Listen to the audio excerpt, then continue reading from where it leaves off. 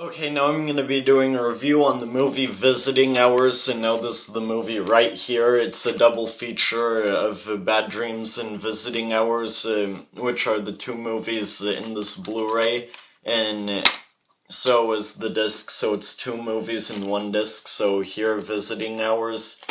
Now, here, you can see cover art to Visiting Hours back here. Alright. Now, Visiting Hours is kind of like a B-movie from the 80s, and it's about the serial killer who hates women, and he attacks a journalist, and then the journalist ends up not dying and survives after the killer tried to kill her, and then she ends up in the hospital, of course, and the killer finds out and tries to finish her off there.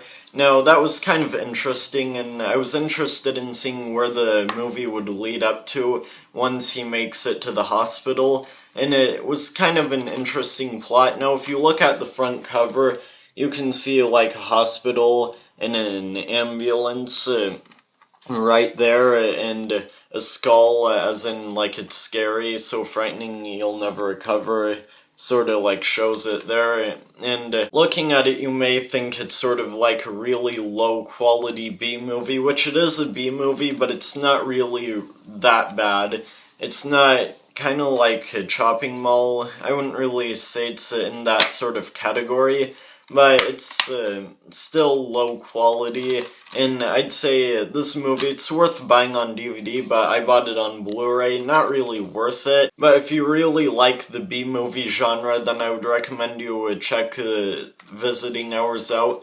But if you don't like it, then there's no point in watching it. You're probably gonna dislike it. I was entertained while watching the movie, and it was interesting in seeing where the movie would lead up to, and that's kind of what I liked about the film, sort of like the plot.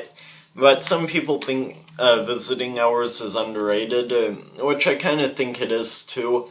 Like how people think it's sort of just a flat-out B-movie, which really it's not. It still is sort of has some good redeeming value to it, but it's not like one of the movies like that would stand out as a classic. It's nothing like Nightmare on Elm Street or Halloween, but it's kind of like the 80s slasher film, and really that's it. There's nothing else much to it. But I thought the acting, was fairly decent in this film, and some of the parts, like the killing scenes, I enjoyed, but not a lot of blood or gore in this movie. It just, you see people being killed, and he takes pictures of them slowly dying.